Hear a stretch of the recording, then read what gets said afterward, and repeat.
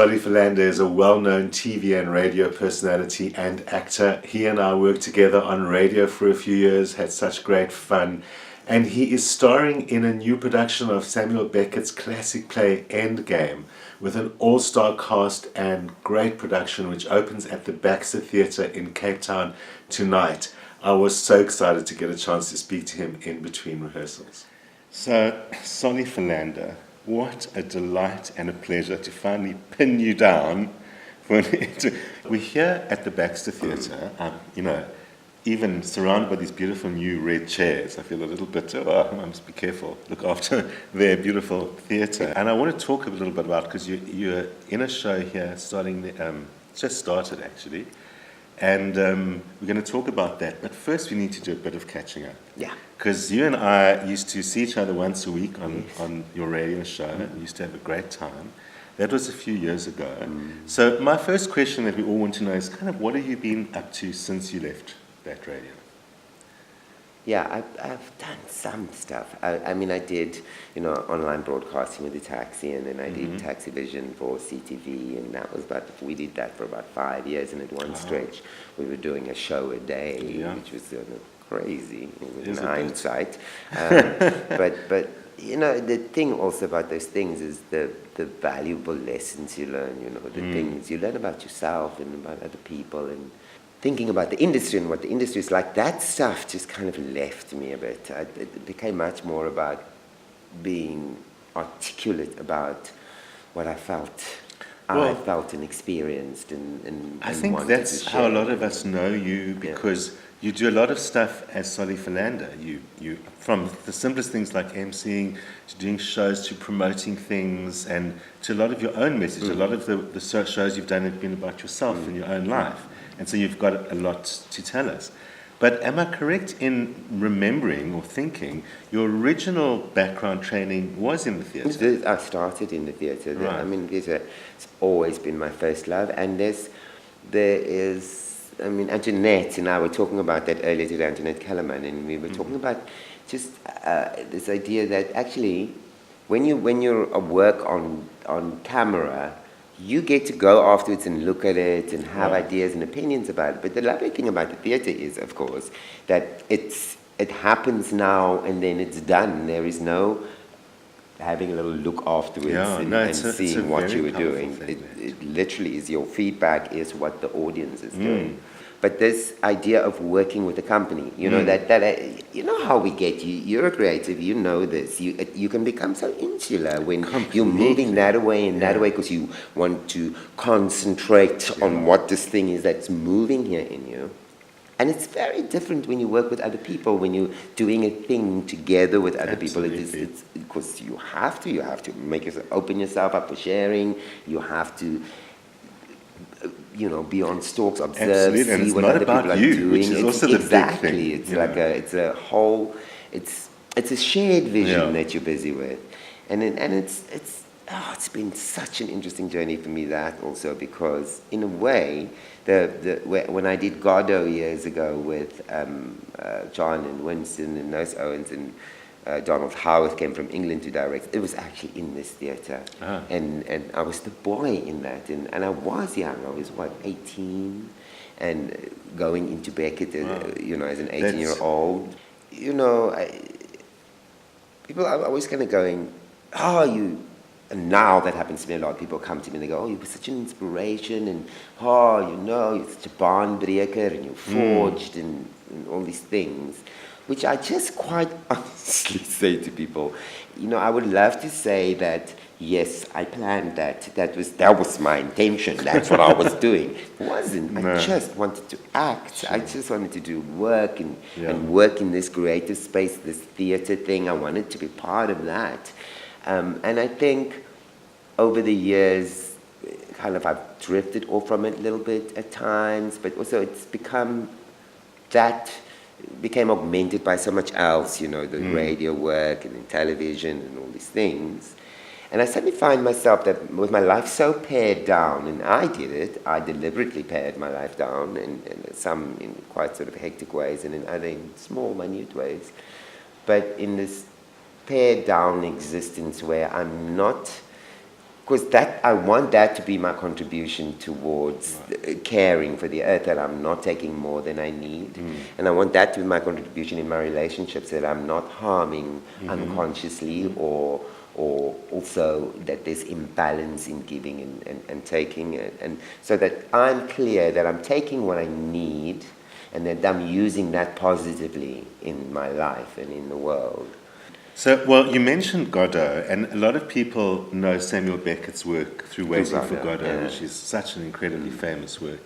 Endgame is also fairly well known, but then you're saying it, so people think, what is it about? And as soon as you think it's about that, it's about that. This play dates from the 50s.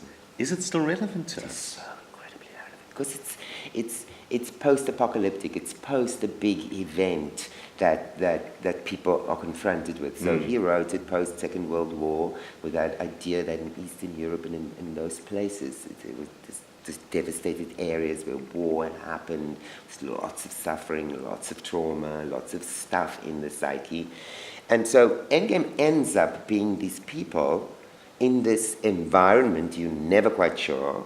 He calls it a refuge at one point, the main character Ham. It's his space. His parents live in rubbish bins on the stage, and his manservant kind of can't sit down. He's doggling up and down. He can't see. He can't walk. Ham, the main character. So there's all these damaged people. Right. They literally are, and they spend so much time yearning. It's not yearning, but it's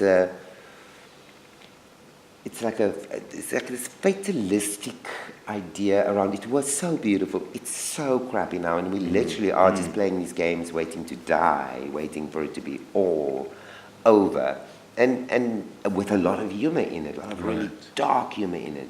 So what makes it incredibly relevant for me is this idea that this search for meaning, this for me, it's so relevant for us as a country, as a people, because we had all this stuff, and we are, as a country, going, what did it all mean? Because it's not about some lost idea. It's a real thing we kind of lost. Yeah. So, and what does all this mean? What does it mean about me? What does it mean about my life? What does it mean about what I am doing, what I'm committed to doing in my life? And I found Godot very life-changing when I worked in it, because it was remarkable for me just as a human being that I was in this thing that we did it for more than a year. I mean, we did all of it, and every night I learned something from that play. Every night something revealed itself to me, and it was ridiculous to me that anything could be like that. That a creative work, I really believe Beckett was actually who went like this and dragged me in there and went, check this. And I went, this is impossible. How can this be? How can we live there? Yes. This is where we live. This is it. It's our spirit, this creative thing, and this why do we do what we do, and where are we going with it, and all that. That is our lives. It is what we're constantly doing every morning when we wake up, when we're trying to settle ourselves and determine what it is that I want to achieve, when we're trying to be mindful, examine our lives, kind of. And Endgame is all of that. It's all this examination of what all those relationship means, and those power dynamics between I'm the boss, you the worker, I'm the worker, and then you see the dependency, the codependency of those kind of things, the generational conflict, the husband and wife thing, all of that being examined and explored on such. I mean, he writes like life. It's just not as nicely compartmentalized as it is in most things, where everything is I think so because sometimes that's what frightens people with seeing a show like this. That Beckett isn't your classic, you got beginning, middle, end, nice little narrative arc, and everything works beautifully. So people, classically, they worry about a theatre of the absurd or whatever as, oh no, I don't understand that.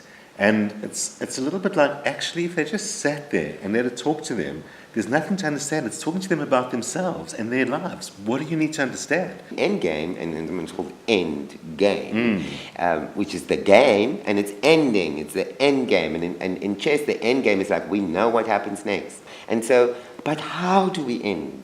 How? It's the whole, when we were saying earlier, talking about past experiences of ourselves, and this idea that why must things always end messily? Why does it seem like in some environments things just can't, it's a messy ending?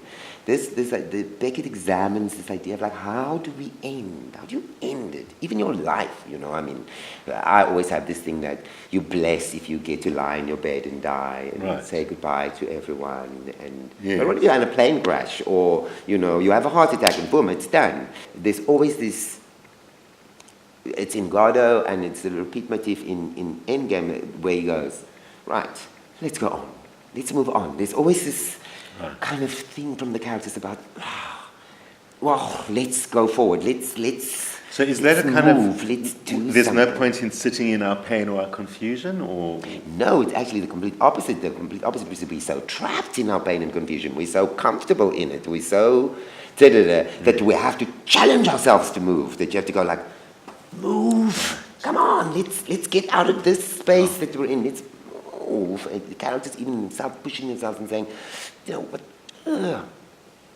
And then this hunkering, this thing for beautiful moments of the past, and then this kind of fairly barren present, and then this very insecure future, this very like there isn't a future, and so you're caught in this moment.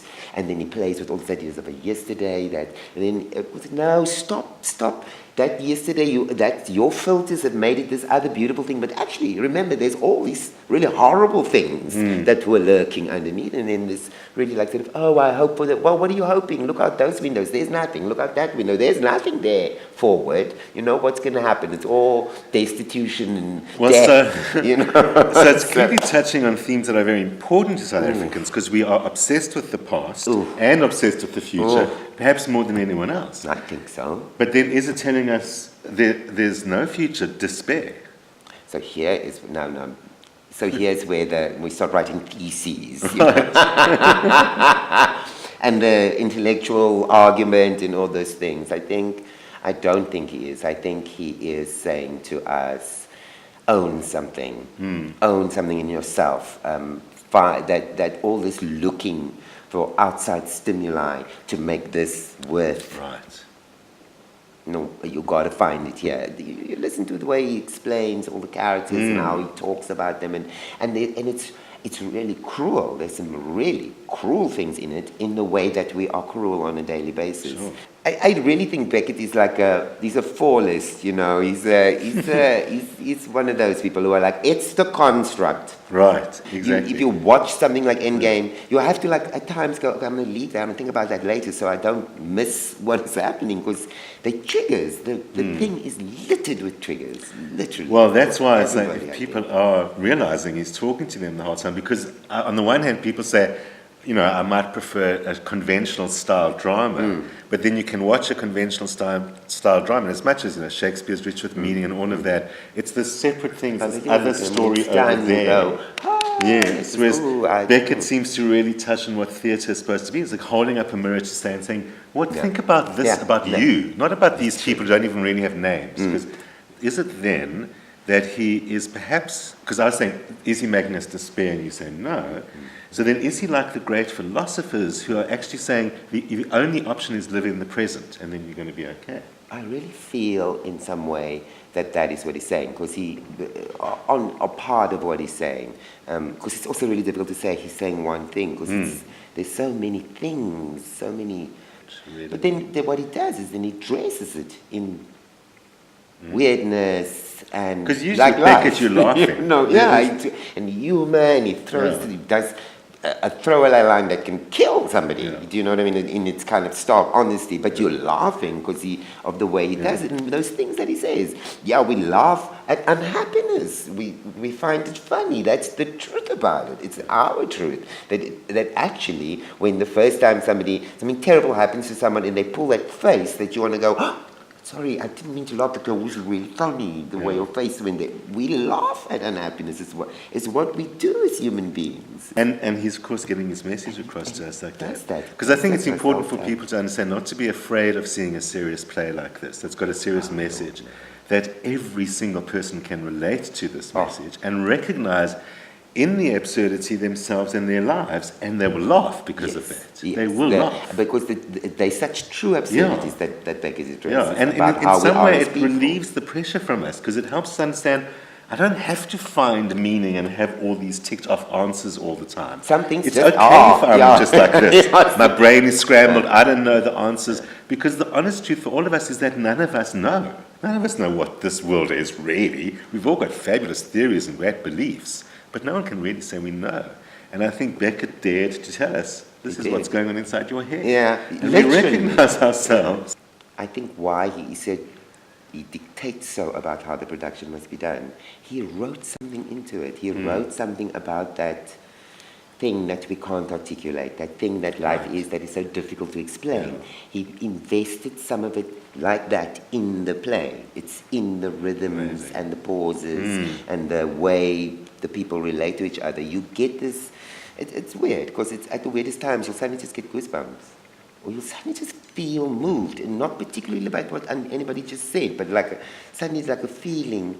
You get this idea that you've been moving towards this suddenly moved feeling that you're feeling, watching this thing, and you can't say it's that's making me feel like that. It's just this whole environment, this whole situation is making me feel like this. And that's the genius of that dramatism. But it takes, for that to work, it takes a brilliant production, and you amongst a brilliant cast. This is going to, you're with Antoinette Kellerman, Rob van Vuuren, Andrew Buckland, and Soli Philander. I said I felt like, and Antoinette and I were talking about this, and I said to her, I felt like I earned this. I felt like, literally, and it was beautiful. Rob phoned me and said, we want to offer you the part of Nag in Endgame. This is the phone call. I thought, I thought, people are always going, how do you measure success in your life? Or what for you is like, yes. That for me was it. I felt like that was a phone call to affirm my life. To go, this is why I carry on like this. This is why. Here is why. Because I get to do this now. You get to do this. You get to work with people of this quality. It's a bit like heaven. I'm on holiday. I'm working my ass off. I'm having the time of my life. I'm going to what does this mean? My favorite thing in the world. What does this mean? Oh, let's spend an hour and finding out what the truth is behind what this is. And it's just.